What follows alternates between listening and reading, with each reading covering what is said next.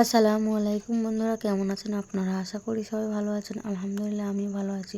আবার একটি নতুন ভিডিও নিয়ে আপনাদের সঙ্গে চলে এসেছি মিজানুর রহমান আজারির ওয়াজ। আপনারা যারা মিজানুর রহমান আজারির ওয়াজ শুনতে ভালোবাসেন তারা ফুল ভিডিওটি দেখতে থাকেন, আশা করি ভালো লাগবে। খেয়াল রাখবেন, হেজাব আপনার অধিকার। এটা একটা জেনেটিক্যাল বিষয়।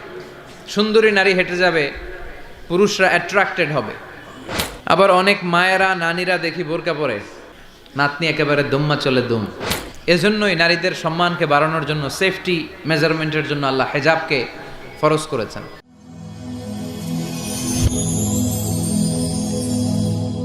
Rose TV 24. Enjoy by listening to the Holy Quran. বিশ্বনবী বললেন, যুহুরুন নিসা আল কাসিয়াত আল আরিয়াত আল মাইলাত আল মুমিলাত। কিয়ামতের আগে পোশাক পরিহিতা উলঙ্গিনী নারী সমাজে বেড়ে যাবে। কানাইঘাটে ফজরের পরে বেরোলাম, দেখলাম সবগুলো মেয়ে বোরকা পরা। আমি বুঝলাম না ওই এলাকাটা কি আলাদা? হ্যাঁ,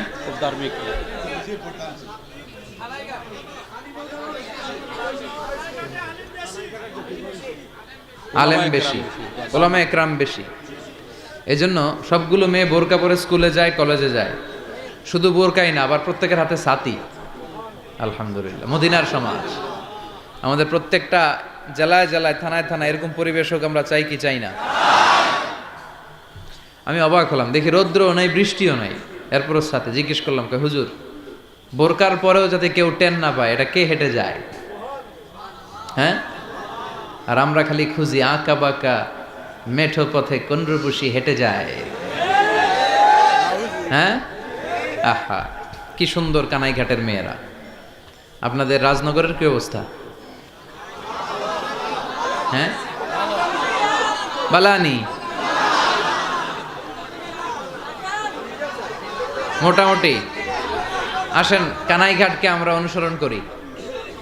কানাইঘাটের মতো আমরাও আমাদের থানাগুলোতে আমাদের মাদেরকে, বোনদেরকে এইভাবে বোরকা আর একটা ছাতি দিয়ে বের করি। বোরকা পরলে একটা মেয়ের মায়া লাগে না অনেক? কত ভদ্র মনে হয়, মনে হয় যেন জান্নাতের হুরপুরি। ভদ্র মনে হয়, কেউ তার ইফটিজিং করে না। এরা যে মায়ের জাত, এটা কেমন যেন ফুটে ওঠে, শ্রদ্ধায় মাথাটা নিচু হয়ে আসে।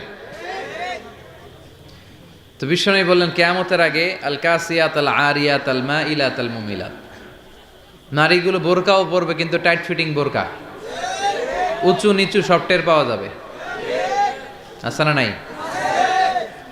আবার অনেক মায়েরা নানীরা দেখি বোরকা পরে, ঢিলা ঢালা বোরকা, মাশাআল্লাহ, হাত মোজা পা মোজা, কিন্তু পাশে নাতনি, নাতনি একেবারে দুম্মা চলে দুম।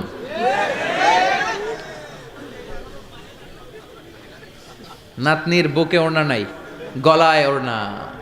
আছে না নাই? টাইট ফিটিং জামা, যেখান দিয়া যায় সবাই তাকায় থাকে। কিন্তু তার নানি বা তার মায়ের বয়স 60, এ পড়ছে হাত মোজা পা মোজা, কালো বোরকা। দরকার ছিল ওই খালাম্মা ওই নানির পাতলা একটা জামা পরে বাইরেলেও সমস্যা নেই, কারণ ওই নানির ডেট এক্সপায়ার্ড। কেউ তাকাবে নানির দিকে? নানি আইলো না গেল আমগো কি কথা কন? যুবকরা তো ফিতনায় পড়ে যায় সুন্দরী ললনাদেরকে দেখে। ডাগর ডাগর চোখ, সুন্দরী অনন্যা সুস্নিগ্ধা,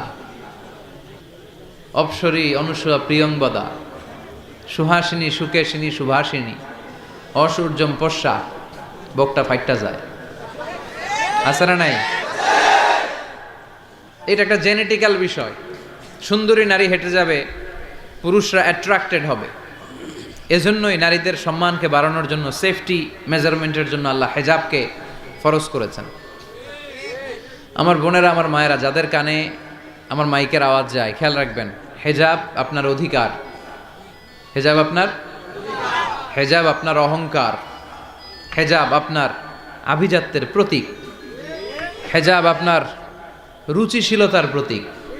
আপনি কোন ফ্যামিলির মেয়ে, আপনার আব্বা আম্মা কেমন, আপনার রুচিটা কেমন, আপনার ড্রেস দেখেই টের পাওয়া যায়। জোরে কোন ঠিক কিনা? কিন্তু কি ভয়ঙ্কর পোশাক এখন বেরোইছে, রাস্তাঘাটে দেখি মশারির চেয়েও পাতলা। আছে না নাই? কয়েকটা নাম বলেন। পাখি ড্রেস, কিরণমালা, কটকটি, কটকটি।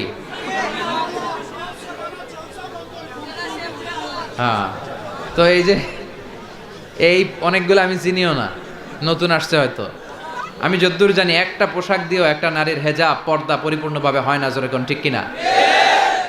বিশ্বনবী বললেন এদের উপদ্রব বেড়ে যাবে রাস্তাঘাটে।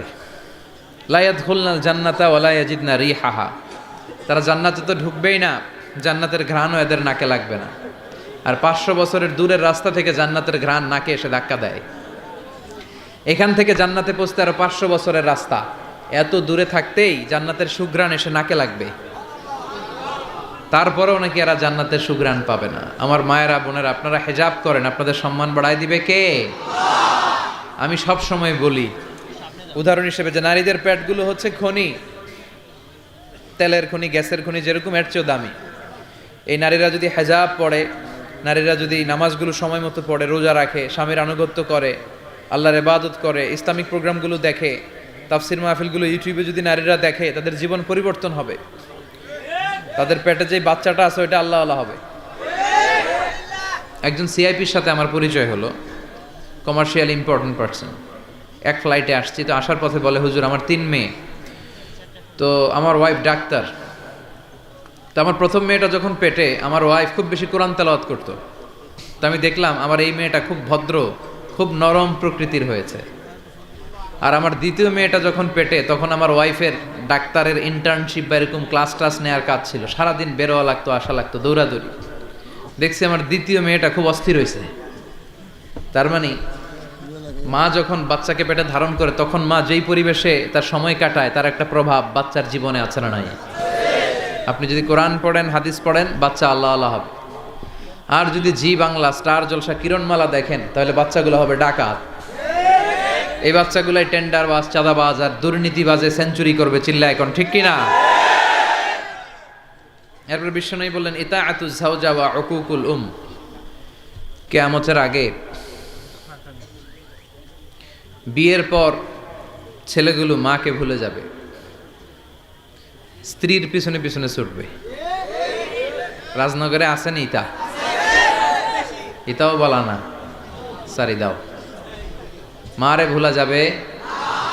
ও গো মা, তুমি এই ধরনের শ্রেষ্ঠ নেয়ামত, তোমারই পদ তলে রয়েছে জান্নাত।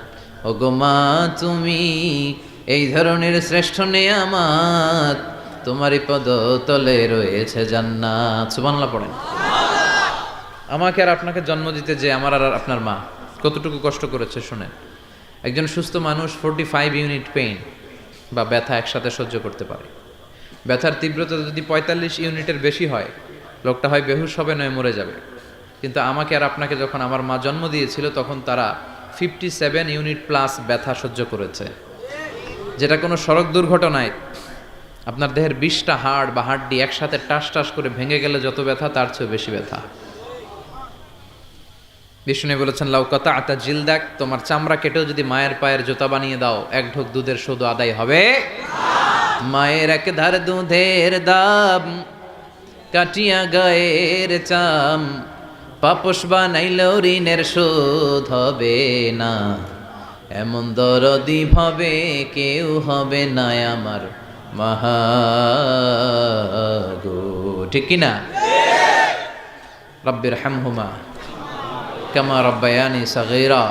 আল্লাহ, যারা আমরা মা বাবা হারালাম, আমাদের মা বাবার কবরটারে জান্নাতের বাগান বানাও। মায়ের দোয়া কখনো আল্লাহ ফিরিয়ে দেয় না, দোয়া করা মাত্র কবুল হয়ে যায়। যুবক ভাইয়েরা, যদি মায়ের মনে কষ্ট দিয়ে থাকি, বাবার মনে, আজকে মাহফিলের পরে পা ধরে মাফ চাইবে, পারা যাবে? মা বাবার পা ধরে মাফ চাইলে মা বাবা মাফ না করে থাকতে পারে? মাফ করে দিবে। আপনি যত বড় নামাজি হন, হাজি সাহেব হন, আল্লাহ হন, আপনার মা যদি আপনার উপর নাখোশ থাকে, আপনার সব শেষ। আপনার নামাজ, রোজা, হজ আপনারে বাঁচাতে পারবে না। এরপর বিষ্ণু বললেন, যুখরুফাতুল মাসাজিদ ওয়াত তাবাহি বিহা, কিয়ামতের আগে মসজিদ নিয়ে দলাদলি শুরু হবে। রাজনগরে ইতা নাই? আছে? মসজিদ নিয়ে দলাদলি, আর মসজিদকে অতিমাত্রায় ডিজাইন করা।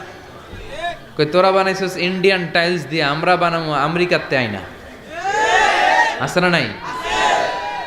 কিন্তু মসজিদে যাইতে হবে, নামাজ পড়তে হবে, হালাকা করতে হবে, মক্তব বানাইতে হবে, এই টেনশন নাই। বিশ্বনবীর মসজিদে নববী ছিল বালুর মসজিদ। জোরে বলেন কিসের মসজিদ? বুখারীর বর্ণনা, ওয়াকানা সাকফুল মসজিদে জারিদুন নাখাল, মসজিদের ছাদ ছিল খেজুর পাতার ছাউনি। কিসের ছাউনি? খেজুর পাতার ছাউনি। বৃষ্টি হলে ঝরঝর বৃষ্টিতে মসজিদে নববীর ফ্লোরে কাদা আর বালু হয়ে যেত।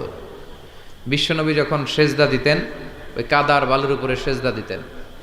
সাহাবারা বলেন, বিশ্বনবী নামাজ শেষে যখন আমাদের দিকে ঘুরে বসতো, হাত্তা রাআইতু আসারা সুজুদি ফি জাবহাতিহি, আমরা বিশ্বনবীর কপালে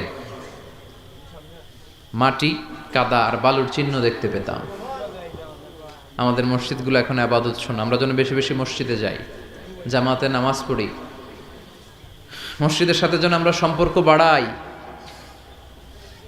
কিয়ামতের দিন 7 শ্রেণীর ব্যক্তিকে আল্লাহ আরশের নিচে ছায়া দিবে। এর মধ্যে এক শ্রেণীর হচ্ছে যেই লোকের অন্তরটা মসজিদের সাথে মিলে থাকে। মসজিদে যাবেন তো?